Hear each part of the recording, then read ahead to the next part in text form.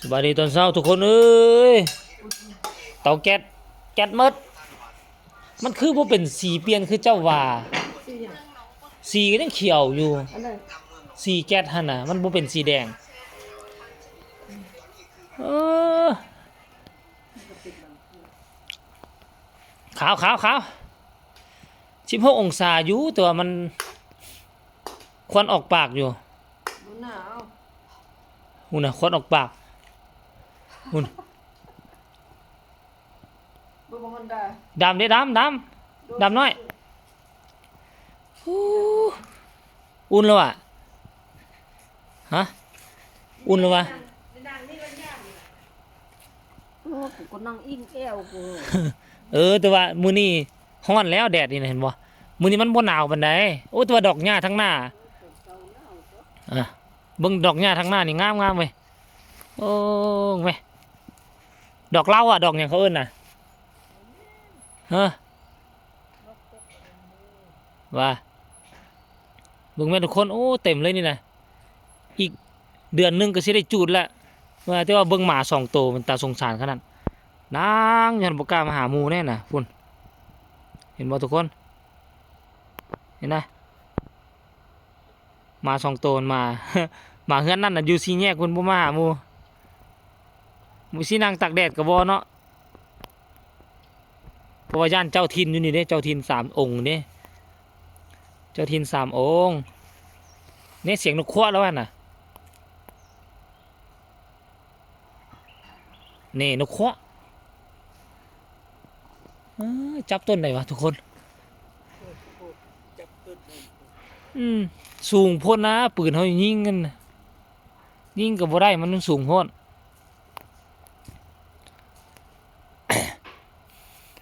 โอ้อากาศมื้อนี้ก็ถามว่าหนาวก็หนาวอยู่แต่ว่าบ่หนาวซ้ำมื้อวานมื้อก่อนนี้มื้อก่อน11 องศามื้อวานนี่12 องศามามื้อนี้สิว่า16 องศาโอ้ยแม่นกบักใหญ่เนี่ยทุกคนนกมันหยังนี่นกแอ่นบ่โอ้นกขั้วหอนมันจับอยู่นี่เนี่ยเห็นบ่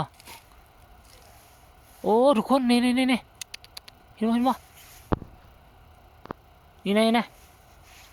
โอ้อยู่นี่บักหลายนี่นะทุกคนนกอยู่นี่นะเห็นบ่นกอยู่นี่แหละดำๆอยู่เครื่องกลางนี่เห็นบ่นี่กำลังกระพือปีกไปแล้วบ่โอ้อยู่หั่นแหละทุกคนเดี๋ยวมาเบิ่งสวนเฮาแม่เฒ่ารดน้ำหรือบ่น้อเช้านี่โอ้คือสิแม่นรดละติเห็นน้ำระเดียดระดาษมาทางนี้เห็นบ่โอ้แถวนี้เห็นบ่โอ้ขึ้นอยู่บ่น้อโอ้แม่เฒ่าลกเอาแถวนี้ให้ข้าเจ้าโอ้อันไปเบิ่งหมากกันนะเท่ากันเด้อเบิ่งหมากไม้ธรรมชาติ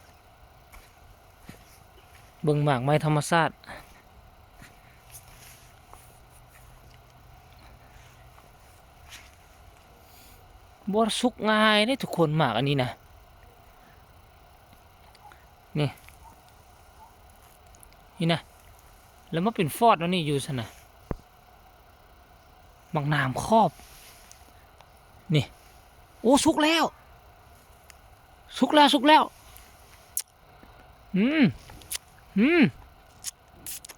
หมาก1 2หมาก